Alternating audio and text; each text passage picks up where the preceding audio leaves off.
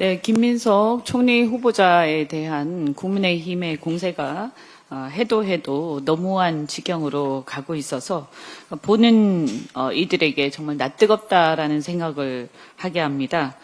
특히 그중에서 주진우 의원을 비롯한 일각의 내로남불 행태는 정말 다시 한번 스스로를 돌아보시라, 이런 말씀을 드리지 않을 수가 없습니다.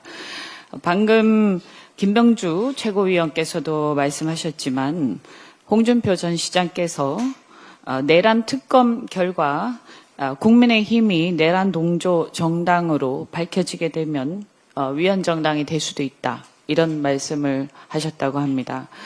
이것이 과연 겁이 나서 이렇게 그런 상황을 면하기 위해서 국민의힘이 과도한 발목 잡기를 하고 있는 게 아닌가, 이런 의심을 국민들이 하게 합니다.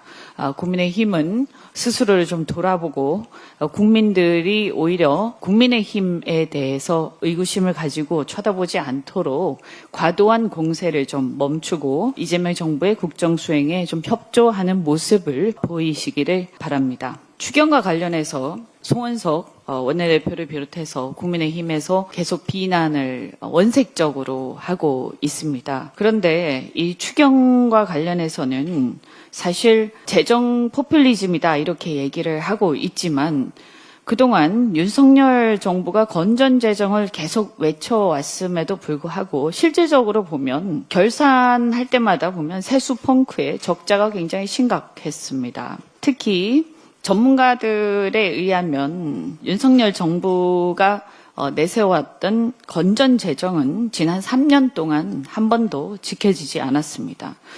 2022년 GDP 대비 관리재정 수지는 마이너스 5.4%, 2023년은 마이너스 3.9%였습니다. 한 번도 스스로 건전재정도 지켜진 적도 없고요. 또 실질적으로 그러면 과연 지금 이 심각한 내수 침체 상황을 진작하기 위해서 그동안 국민의힘을 비롯해서 윤석열 정부가 과연 무엇을 해왔는지 할 말이 있으면 분명하게 하시기 바랍니다. 이런 것을 해왔는데 그래서 내수 진작이 됐다라고 얘기하면서 지금 이재명 정부가 추진하고 있는 추경을 비판을 하려면 하시기 바랍니다. 아무것도 하지 않고 뒷짐만 지고 건전재정을 입으로는 외치면서 실제로 건전재정도 제대로 되지 않은 상태에서 지금 와서 새로운 정부가 이 추경을 하려고 하니까 그것조차도 발목 잡으면서 아무것도 하지 마라. 그럼 어쩌라는 얘기입니까? 그러면 국민의힘은 무엇을 어떻게 하면 내수가 살아난다고 생각하는 것입니까? 아무것도 하지 않는 것이 가장 최악이다, 이런 말씀을 드립니다. 정부가 왜 존재하는지 다시 한번 생각해 주시기 바랍니다. 오늘 SK그룹과 아마존 웹서비스가 울산 미포 국가산업단지에 100메가와트 규모의 AI 전용 데이터 센터 구축 발표가 있습니다. 양사가 수조 원을 공동 투자하는 초대형 민관 프로젝트입니다.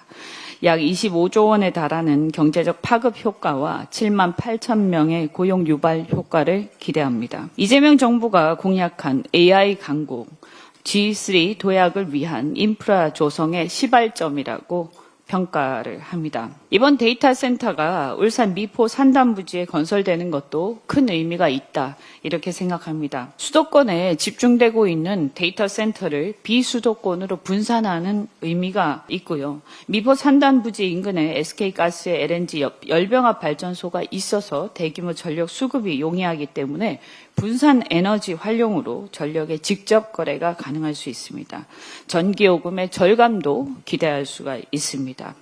따라서 이런 상황은 지역 균형 발전과 전력 수급 다변화 등 새로운 정부의 지방 분산형 데이터 센터 정책에도 부합한다고 평가합니다.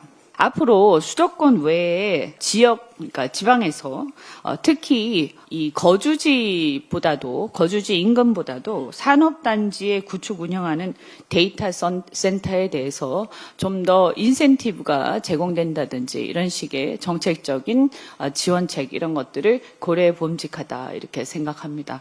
법안이라든가 이런 입법 제안들, 이런 것들을 국회에서도 모색해 보겠습니다. 감사드립니다.